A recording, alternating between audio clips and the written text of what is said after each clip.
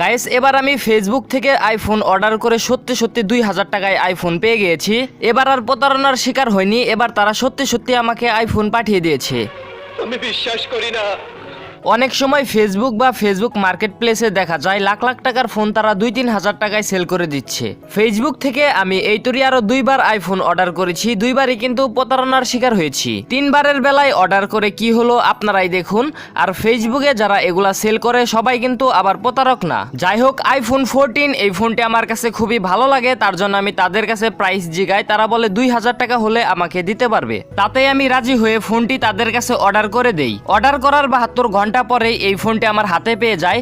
এখন আমি আপনাদেরকে সাথে রেখে আনবক্স করে দেখব এই ফোনটি কি রকম হয়। আনবক্স করার আগে আপনাদের কাছে একটি রিকোয়েস্ট, এই ভিডিওতে একটি লাইক করে দেন। আর আপনি যদি আমাদের পেজের নতুন হয়ে থাকেন তাহলে পেজটি ফলো করে দেন। গাইস তাহলে চলুন আমরা আনবক্স করে দেখি। এটার উপরের পেপারগুলো সরিয়ে নেওয়ার জন্য আমি সেই পুরনো ব্লেডটাই সংগ্রহ করে নিয়েছি। তো ফার্স্টে আমরা উপরের পেপারগুলো কেটে নিব।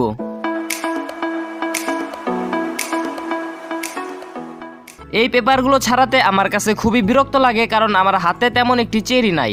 গাইস বক্সটি খুলতে আমার খুব ভয় ভয় লাগতেছে, কারণ এবার যে কি হবে আইফোন। গাইস আমার খুব খুশি খুশি লাগতেছে, মনে হচ্ছে একটু ড্যান্স করি, কারণ ছোটবেলা থেকেই আমার আইফোন ইউজ করার অনেক শখ। আর আজকের পর থেকে আমি এই আইফোন দেখে মেয়ে পটাতে পারবো আর মেয়েদের সামনে ভাব নিতে পারবো। গাইস এখন মনের ভিতর কেমন জানি লাড়াচাড়া করতেছে, কিভাবে সম্ভব 2000 টাকায় আইফোন দিবে। তাহলে কি তারা আমাকে কপি সেট দিয়েছে? তাহলে মনে হচ্ছে তারা আমাকে মাস্টার কপি সেট দিয়েছে। যেটাই দেখ তাতে আমি হ্যাপি, দেখতে তো আইফোনের মতো হবে, তাতে আমি খুশি। তাহলে চলুন আমরা ভিতর থেকে আইফোনটি বের করে নেই এবং আপনাদের মাঝে দেখাই এটা কিরকম হয়। গাইস এখনো যারা ভিডিওটিতে একটি লাইক করেননি তারা ফার্স্টে ভিডিওতে একটি লাইক করে দেন। গাইস এখন আমরা ফোনটি বের করে নিব। এটা কিভাবে বের করতে হয় বুঝতে পারতাছি না, খুবই শক্ত। এটা ঝাঁকাঝাঁকি শুরু করে দিছি, তারপরেও খুলতে পারতাছি না। চেরি দেও অনেক চেষ্টা করতেছি, বের করতে পারতাছি না। যাই হোক আমরা এটা খুলে ফেলছি। আইফোনের বক্স এত শক্তভাবে আটকানো থাকে আগে জানতাম না। তো এখন আমরা ফোনটি দেখব এবং আপনাদেরকে দেখাবো। এখন মনের ভিতর এমন একটি ফিলিংস কাজ করতেছে, আবার একটু একটু ভয়ও করতেছে। যাই হোক আমরা আস্তে আস্তে উপরের কভারটি খুলে নেই। গাইস আইফোন কোথায়? আইফোন কি উপরেই থাকে নাকি আরেকটি পার্ট দেখতেছি এটার নিচে থাকে? কখনো আইফোন আনবক্স করি নাই, তার জন্য বুঝতে পারতেছি না আসলে আইফোনটা কি নিচের পার্টে থাকে নাকি।